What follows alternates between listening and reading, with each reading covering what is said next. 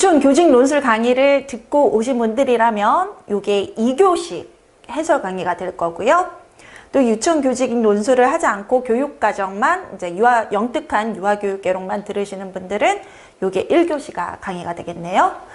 올해의 강의는 영특한 문제풀이부터 모의고사 형식으로 진행이 되는데 최종 모의고사와의 차이점은 영특한 문제풀이는 영역별 모의고사가 나가고 최종 모의고사는 통합형 문제가 모의고사로 출제된다 라고 알려드리겠습니다. 그러면 1주차 수업 1교시에 해당하는 1주차 수업 유치원 교육과정 A에 해당하는 문제를 풀이해 보도록 하겠습니다. 유아교육개론 첫 시간 문제이기 때문에 유아교육 및 사상사 문제가 총 16문제가 출제가 됐습니다. A의 8문제, B의 8문제. A의 8문제는 5점짜리 8문제, B의 8문제도 5점짜리 8문제, 영역별로 교육 철학 및 사상사 문제가 되어 있고요.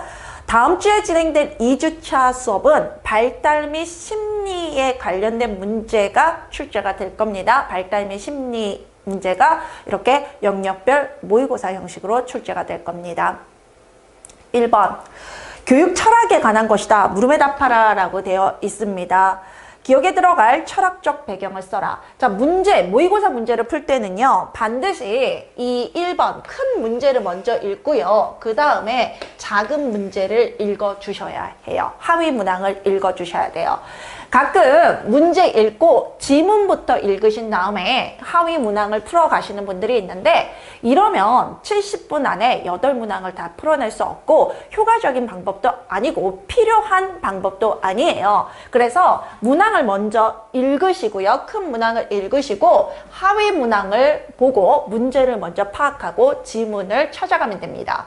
기억에 들어갈 철학적 배경을 쓰라 그랬는데요. 기억은, 여기 있는 기억은 인문주의와 종교개혁에 대한 반동으로, 자, 여기 보시면 16세기 초반에 일어나 17세기에 절정을 이루었다고 되어 있고요.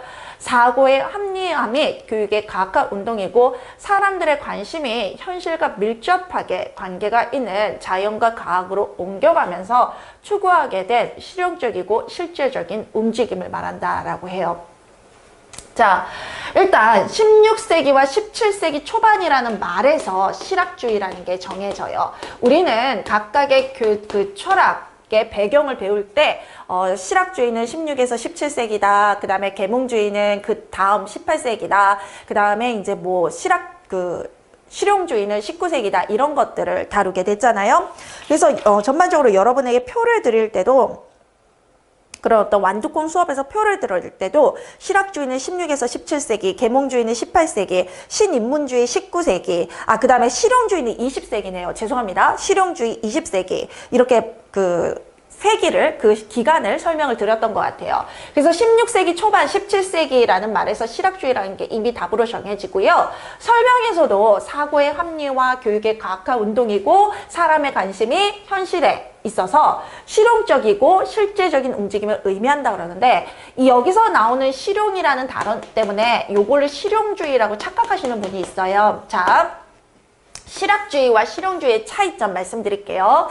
실학주의는 기존의 학문이, 이론이 존재해요. 존재하는 이론에서 나에게 필요한 거, 실용적인 이론을 가져오는 게 실학주의예요. 실용주의는 학문이라는 게 존재하지 않아요. 그냥 내가 일상을 살아가면서 필요한 것이 바로 나한테 지식이 되는 거예요. 예를 들어서 이미 뭐 피아제 이론과 비고스키 이론과 가드너 이론이 존재하죠. 그 중에서 우리 선생님들께서 나는 피아제 이론보다는 비고스키 이론으로 우리 아이들을 가르치는 게 맞는 것 같아. 더 실용적인 것 같아. 라고 생각해서 비고스키 이론을 먼저 적용해서 유아들을 교육해요. 그건 실학주의예요. 그리고 실용주의는요. 이론이 존재하는 게 아니고요. 제가 지금 여기 칠판을 지우고 싶어요. 그런데 칠판 지우는 요 방법 있잖아요. 그쵸? 제가 지금 칠판을 지우는 요 방법. 지금 이것이 나한테 필요한 지식이었잖아요. 그쵸? 그 필요한 방법이었잖아요. 그게 곧 그 지식이다라고 하는 게 실용주의예요. 내가 지금 필요한 거. 그게 뭐 칠판 지우기든 뭐 글씨를 쓰는 거든 밥을 먹는 거든 지금 나한테 필요한 정보나 행동, 어떤 이런 것들이 지식이다라고 하는 게 실용주의예요. 그래서 실학주의와 실용주의는 굉장히 다르고요. 여기에서 사람들의 관심이 자연과 과학으로 옮겨갔다. 자연으로 옮겨가면서 그 안에서 이미 존재하는 자연과 과학 안에서 나한테 필요한 걸 가져오기 때문에 실학주의가 되는 겁니다. 그리고 실학주의는요, 인문적 실학주의, 사회적 실학주의, 과학적 실학주의로 나누는데요. 이 과학적 실학주의는 감각적 실학주의라고 해요. 이 기억이 이제 실학주의인 거고, 기억의 하위 사상 중 이거 3개 중에서 다음에 설명된 것을 쓰라라고 되어 있는데, 자연 법칙을 통해서 현실 생활을 향상시키려고 그러고, 실물이나 표본, 그림 등 실제 사물이나 교구를 통해 감각 교육을 하는 거 뭐겠습니까? 감각적 실학주의, 그 다음에 과학적 실학주의. 답을 이렇게 2개 다 명시하실 필요는 절대 없고요. 감각적 실학주의라고만 하시거나 과학적 실학주의라고만 하시는 겁니다. 답을 2개 다 이렇게 적을 필요는 없어요. 저는 선생님들께 모든 답을 알려드려야 되니까 이렇게 하시는 거고요. 이것 2개는 동의어기 때문에 같은 단어기 때문에 같은 단어를 2개 쓸 필요 없고, 감각적 실학주의라고 쓰시든 과학적 실학주의라고 쓰시든 2개 중에 하나만 쓰시는 거고, 하나만 썼을 때 정답이 인정되는 겁니다. 나는 실학주의, 기억의 특징을 설명한 것이다. 실학주의의 특징을 설명한 것이다. 잘못 설명된 것을 찾아 그 번호를 쓰고 바르게 고쳐 써라. 잘못 설명된 것을 찾아 그 번호를 쓰고 바르게 고쳐 써라. 실물과 감각에 의한 교육을 핵심으로 한다. 암기나 기억보다는 이해와 경험, 시청각 교육, 여행, 관찰, 실험 등을 강조한다. 표본, 지도, 지구의 등과 같은 시각적 교육을 활용한다. 사물보다는 관념을, 자연과학적 사물보다는 고전문학을 중시한다. 교육과정의 주된 내용은 구체적인 사물에 대한 지식인 자연과학, 근대, 외국어, 모국어 등이다. 자, 기억은 아까 실학주의였거든요. 실학주의의 특징을 설명한 것 중에 잘못된 거는요, 실물과 감각에 의한 교육 맞죠? 암기보다는 실제로 행하는 이해와 경험, 또는 그게 안 된다면 시청각 교육, 또 실제 경험 여행 맞죠? 관찰 실험을 강조하는 거 맞고요. 시각적 교구 사용하는 거 맞고요. 그래서 관념보다는 사물을 중시하고요. 고전문학보다는 사회과학적 사물 교과를 중시하죠. 그래서 이 부분 디귿이 잘못됐고요. 바르게 고쳐 쓴다면 관념보다는 사물을, 고전문학보다는 사연과학적 사물교과를 중시한다. 이렇게 명시하시면 되고, 교육과정의 주된 내용은 구체적인 사물에 대한 자연과학, 근대, 외국어, 모국어 등이다. 니은에 해당하는 교육 철학을 쓰라 그러는데, 니은 미자각 상태의 인간 정신을 자각 상태로 이끄는 것. 일반 사람들의 정신을 깨닫게 하여 생활이나 학문, 종교, 도덕 등에 대해 비판적이고 합리적인 태도를 가지도록 한 시민정신 운동이라고 하는데, 선생님 여기만 봐도 계몽주의예요. 미자각 상태의 인간 정신을 자각 상태로 이끄는 것. 미자각은 아직 깨우치지 못했다는 거예요. 그 인간의 정신을 지각 상태 깨우치는 걸로 가여 계몽주의죠. 정확하게 가르쳐서 깨우쳐라가 계몽주의잖아요. 그쵸? 정확하게 그 계몽주의고, 일반 사람들의 정신 그래서 깨닫게 하고 그 다음에 어떤 합리적인 태도를 가지도록 하라. 그러한 시민운동 운동이 계몽주의의, 그쵸? 라에서 니은에 적절하지 않은 설명을 찾아 그 이유와 함께 서술하라고 하는데요. 서술형 문제가 많이 나오고 있기 때문에 이런 문제 대충 작성하시지 마시고 정성껏 들여서 실제 시험처럼 답안을 작성하시길 바랍니다.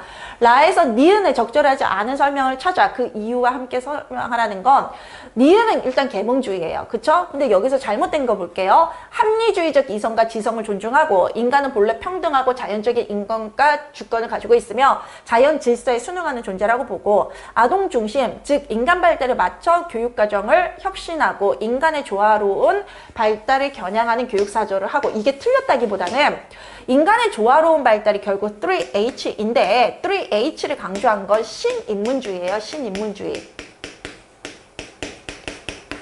계몽주의는 이 인간의 어떤 발달, 자연 그거에 의해서 지덕체, 조화로운 발달을 뭐 해야 된다 그런 말을 특별히 하진 않았어요. 그 밑에 계몽주의 밑에가 신인문주의잖아요. 그 밑에 그거 아래 계몽주의 다음에 나온 철학에서 조화로운 발달 3H 지덕체를 조화롭게 해야 된다. 그래서 조화로운 인간 발달을 추구해야 된다가 신인문주의에서 하는 거예요. 그래서 답은 계몽주의인데 아동 중심, 즉 인간 발달에 맞춰 교육과정을 혁신하고 인간의 조화로운 발달을 겨냥하는 교육사조를 탄생시킨다는 신인문주의, 3H를 주장하는 신인문주의의 특징으로 적절하지 않다는데 선생님, 신인문주의가 3H를 얘기하고 그리고 페스탈로치가 여러분들 잘 알고 계시는 페스탈로치가 신인문주의 학자이기 때문에 여기에 영향을 받아서 마찬가지로 3H를 강조한다라고 알고 계시죠? 3H는 헤드, 하트, 우리가 핸드라고 하는데요. 이렇게 써도 되지만 지덕체를 의미해요. 지덕체 이렇게 쓰셔도 돼요.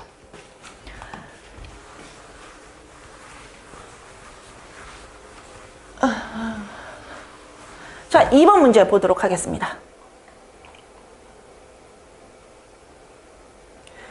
가와 나는 계몽주의에 관한 것이고 다는 예비교사들의 대화예요. 무릎에 답하라 그랬어요. 기억과 능력에 해당하는 교육사조를 각각 쓰라 그랬는데 기억에서는 교육의 근본 원리는 인간의 자연성에 있고요. 인간은 그 자연의 상태 그대로라고 믿으며 교육은 인간 발달을 자연 법칙에 일치시키는 거다.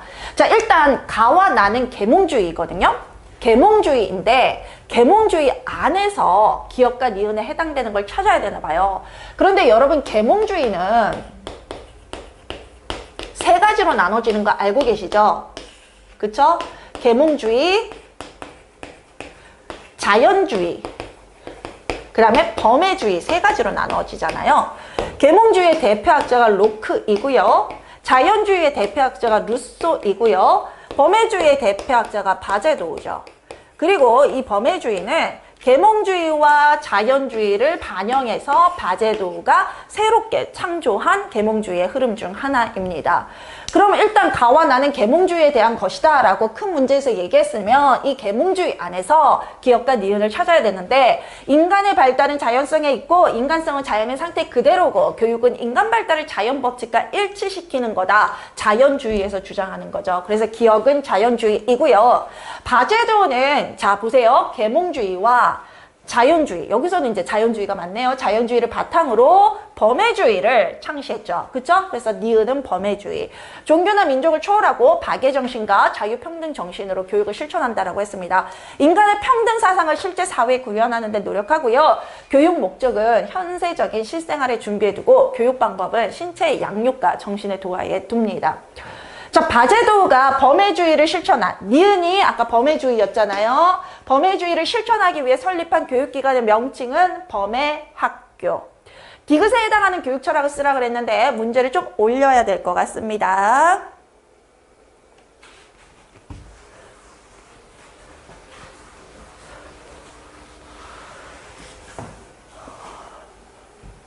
그러니까 신인문주의라 19세기의 사조 가운데 철학이나 문학에서의 모와 교육에 있어서의 신인문주의로 나타난 교육 사상적 체계를 통칭해 가리킨다는 거지 라는 말이 있는데요. 신인문주의는요 크게 두 흐름으로 나눠지죠. 낭만주의와 신인문주의. 그래서 신인문주의는 교육에 있어서는 신인문주의, 철학이나 문학에 있어서는 낭만주의. 디귿에 해당하는 교육 철학은 낭만주의이고요.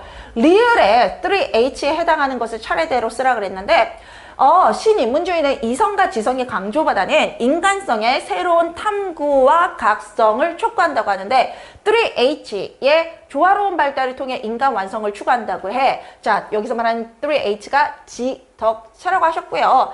헤드, 하트, 핸드라고 쓰셔도 되는데 반드시 영어 스펠링은 정확하게 써주셔야 돼요.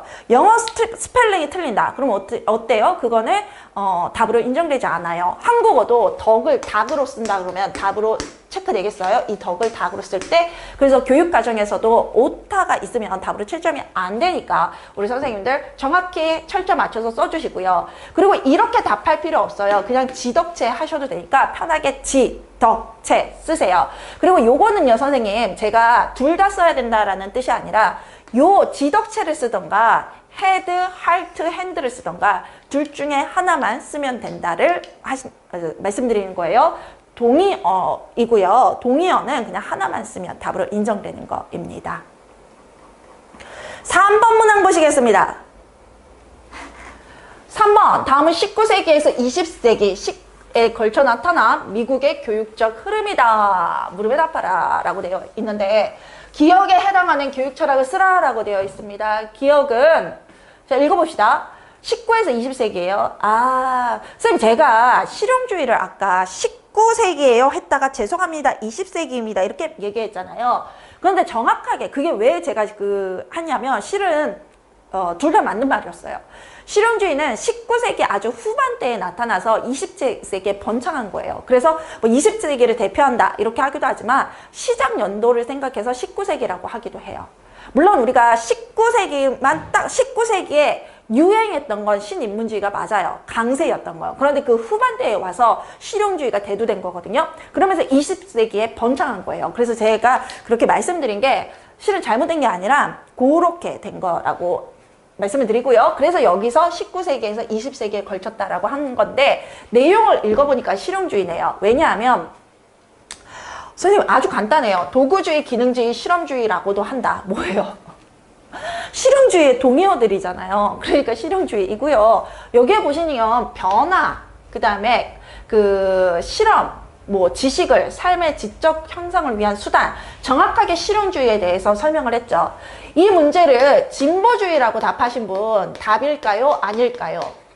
답이라면 제가 이렇게 슬러시하고 이렇게 진보주의라고 답을 써줬을 거예요. 그래서 둘 중에 하나만 적으면 돼요. 이렇게 드렸을 텐데 이 문제는요, 진보주의가 답이 될 수 없어요. 왜냐하면 우리가 실용주의를 도구주의, 기능주의, 실험주의라고 하지 진보주의를 도구주의, 기능주의, 실험주의라고 하지는 않아요.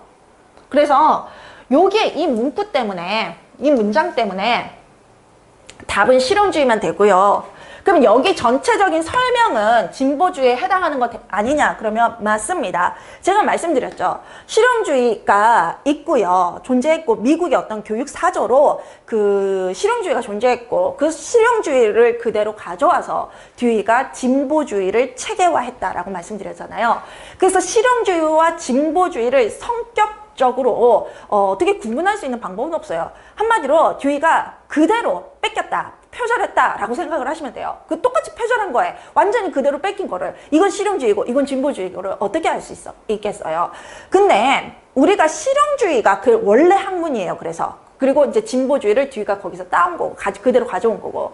그래서 우리가 실용주의를 그러니까 워낙 많은 미국 당대를 대표하는 이론이기 때문에 모든 학자, 거의 모든 학자들이 이 실용주의를 따르고 있고 미국의 거의 모든 학자들이 그들이 워낙 많은 학자들이 하니까 도구주의, 기능주의, 실험주의 뭐 이렇게 다양한 이름으로 불린 거예요. 그리고 누가 처음으로 만들었다 그게 아니라 그냥 나타난 거예요. 동시다발적으로. 그러니까 동시다발적으로 나타나면서 여러 명의 학자들이 쓰는 이론을 부른 명칭이 정확하게 하나가 아니라 동시다발적으로 여러 가지 이름이 나온 거고 다 동의어로 인정이 되는 거죠. 근데 진보주의는 듀이라는 학자가 실용주의를 가져와서 이건 진보주의라고 이름을 붙이고 자기의 이론인 것처럼 명명을 했어요. 그래서 진보주의는 기타 등등의 다른 이름으로 불리지 않아요. 듀이라는 정확한 학자가 딱 명시된 명확한 학자가 한 명의 학자가 자신이 한 교육이 진보주의 교육이다 라고 이름을 붙였기 때문에 다른 동의어가 있을 수 있는 게 아닌 거예요. 그런데 물론 이 진보주의가 그대로 실용주의를 따왔습니다. 왜? 듀이가 미국을 대표하는 학자이기도 했기 때문에 듀이도 실용주의를 공부했고 이 실용주의에 완전히 감명을 받아서 실용주의를 그대로 가져와서 교육에 적용하고 그 다음에 그것을 진보주의라고 부른 거예요. 그런데 실용주의는 교육적인 용어가 아니라 경제, 사회, 문화, 교육, 미국의 모든 삶의 기반을 하고 있는 어떤 철학이 실용주의예요. 그래서 교육적인 것만 얘기하는 게 아닌데 듀이는 교육학자로서 그 실용주의의 교육적인 면만을 가져다가 진보주의를 한 거예요. 그래서 교육적인 성격은 100% 동일하다는 거죠. 그래서 실용주의가 가장 큰 범위이긴 합니다. 나는 가의 특징을 설명한 거다. 니은에 들어갈 용어를 쓰다. 선생님 근데 여기서 결국 결론은 진보주의는 답이 안 된다예요. 진보주의라고 하신 분들은 문제를 지문을 끝까지 안 읽으신 거예요. 요것 때문에 안 돼요. 도구주의, 기능주의, 실험주의라고도 한다. 나는 가의 특징, 실용주의의 특징을 설명한 거다. 뭐 진보주의와 동일하죠. 특징은 니은에 들어갈 용어를 쓰라라고 하면 니은에 들어가는 거. 학습은 개인이 스스로 문제를 해결하는 과정에서 여기네. 안다는 건 학습자와 환경, 외부 환경의 상호작용이죠. 그쵸? 그 다음에 상호작용에서 무엇보다 중요한 거는 우리가 이런 상호작용을 통해서 내가 스스로 향상되고 변화되어 간다. 변화의 개념을 위한 거예요. 그쵸? 외부 환경과 어떤 행적으로 하든 종적으로 하든 상관이 없이 그래서 지금 여기서 하면은 하는 상호작용이 있고, 그 다음에 이제 뭐, 과거, 현재, 미래가 상호작용하는 게 있는데요. 지금 여기에서 중요한 거는 연속성의 원리에 근거하든 상호작용의 원리에 근거하든 결국 둘 다 궁극적으로 추구하는 건 우리가 발달되어 가는 것. 즉, 듀이의 용어로는 변화예요. 변화. 그래서 내가 외부 환경과 상호작용하는 것, 그쵸? 외부 환경과 상호작용하는 것은 무엇보다 중요한 건 변화를 위해서예요. 그래서 니은에 들어가는 건 상호작용이고 디귿에 들어가는 건 변화이고요. 다의 리을에 해당하는 교육사조가 무엇인지 쓰라는 거. 학습자와 외부 환경은 끊임없이 뭐해요? 상호작용하고요. 끊임없이 변화하고요.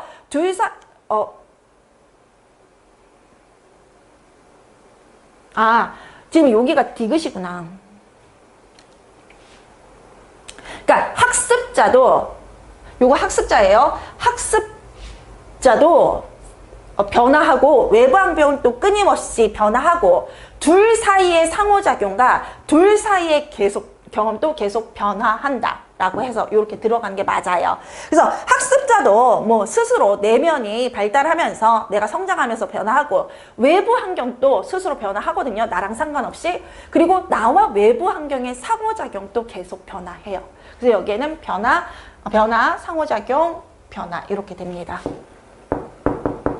다의 리을에 들어갈 교육사조가 뭡니까? 라고 되어 있는데 다의 리을에 들어갈 교육사조 20세기에 접어들면서 교육학자들은 엄격한 훈련과 수동적인 학습, 질이 명렬한 내용을 강조하는 전통적인 교육의 지나친 형식에 반발해요.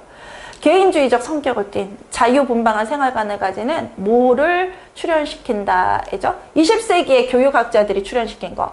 변화가 실제의 본질이라는 가가 실용주의였죠. 실용주의의 견해를 받아들인 모는 교육은 항상 발달 과정에 있다고 본다. 여기가 실용주의일 수도 있는데요. 20세기에 접어들면서, 그러니까 실용주의는 19세기부터거든요. 근데 20세기에 대두하면서 실용주의의 견해를 받아들인 건 당연히 진보주의가 되죠. 그쵸?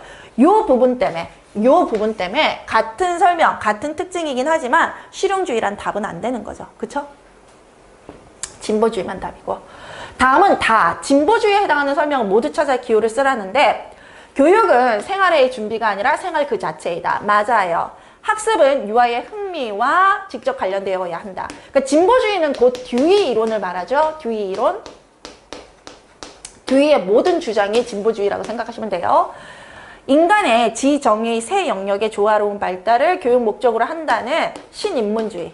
그래서 이건 답이 아니고 개인적인 자아 발전을 증진시킴으로써 교육의 좋은 사회 건설에 이바지할 수 있다. 개인 발전을 통해 사회 발달을 할 수 있다. 이거는 페스탈로치의 주장이에요.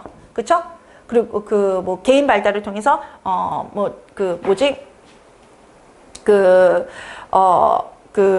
개인 발달을 통해서 사회를 변화시킬 수 있다. 페스탈로치의 주장이기도 하고요. 또 하나는 낭만주의에서 하는 주장이기도 해요. 실은 이거는 디귿은 신인문주의에서도 하는 주장이기도 해요. 어쨌든 진보주의는 아니라는 거죠. 민주주의만이 인간의 참다운 성장 발달의 필요 조건이니 사상이나 인간성의 자유로운 상호작용을 진정으로 격려하고 허용한다. 맞죠? 그래서 답은 A, B, E가 되겠습니다. 자, 4번부터는 학자가 나오네요. 1, 2, 3번은 교육 철학의 흐름이었어요. 학자가 아니라 그 이론의 어떤 시대적 배경이었어요. 그런데 지금부터는 코메니우스부터 시작해서 학자들의, 교육 사상가들에 대한 문제가 나오게 됩니다. 4번, 다음은 코메니우스에 대한 것이다. 물음에 답하라. 기억에 설명된 교육의 유형을 쓰라. 뭐죠? 보편적인 책, 보편적인 대학, 보편적인 언어, 보편적인 학교를 기대했다. 이게 뭐죠? 범교육.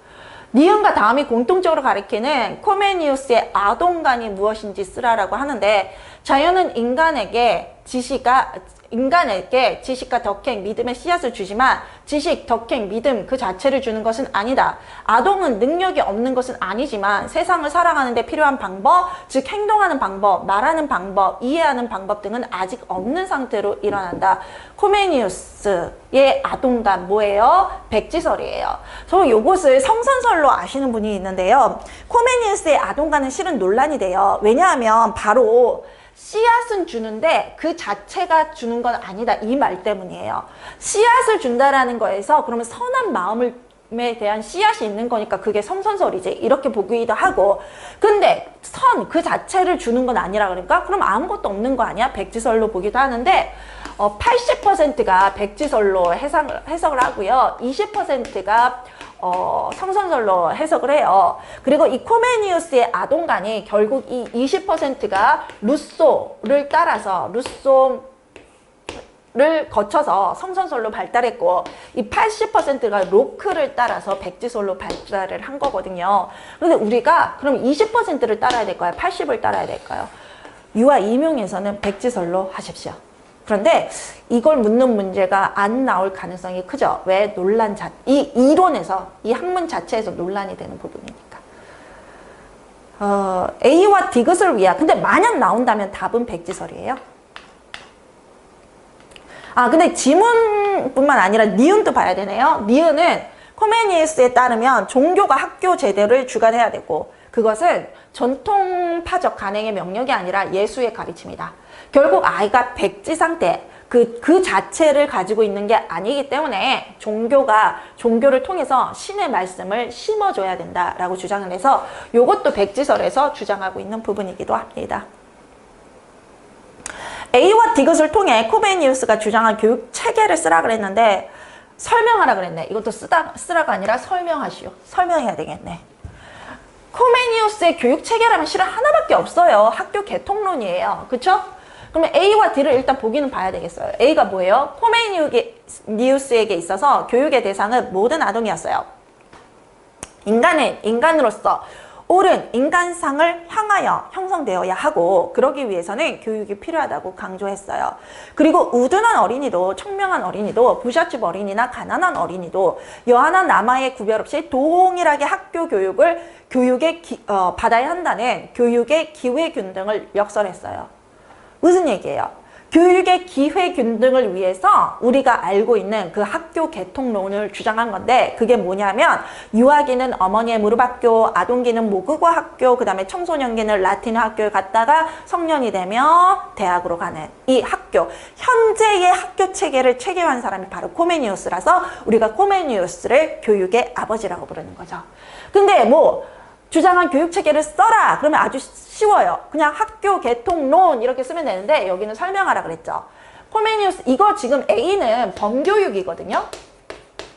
이 A는 범교육을 설명하고 있고 범교육에서 주장하는 게 교육의 기회균등이잖아요. 그래서 코메니우스는 범교육과 교육의 기회균등을 위해 학교 개통론을 주장했는데 이는 어머니의 무릎학교, 모국어 학교, 라틴어 학교, 대학이라고 하셔도 되고 대학 및 여행이라고 하셔도 돼요. 학교 교육을 체계화한 것이다.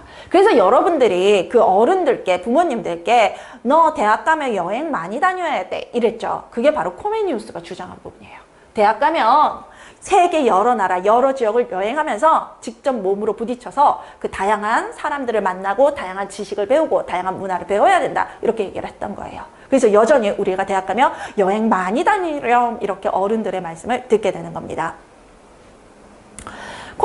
코메니우스의 교육 원리 중 리을에 해당하는 걸 쓰라 그랬는데요. 리을이 일반적인 거에서 구체적인 것으로 서두르지 않고 천천히 지나친 부담을 주지 않을 정도의 과목으로 쉬운 거에서 어려운 것으로 코메니우스의 교육 원리는 하나밖에 없어요. 합자연의 원리. 이거 뭐 방법의 원리예요. 생활 공동체의 원리예요. 그렇게 답하시는 분들은 잘 들어보세요. 그렇게 방법의 원리, 생활 공동체의 원리, 조화의 원리로 구분한 사람은 페스탈루치예요. 페스탈루치. 그러니까 코메니우스의 합자연의 원리를 세세하게 하위 요소로, 하위 유형으로 분류한 사람은 페스탈루치지 코메니우스가 아니에요.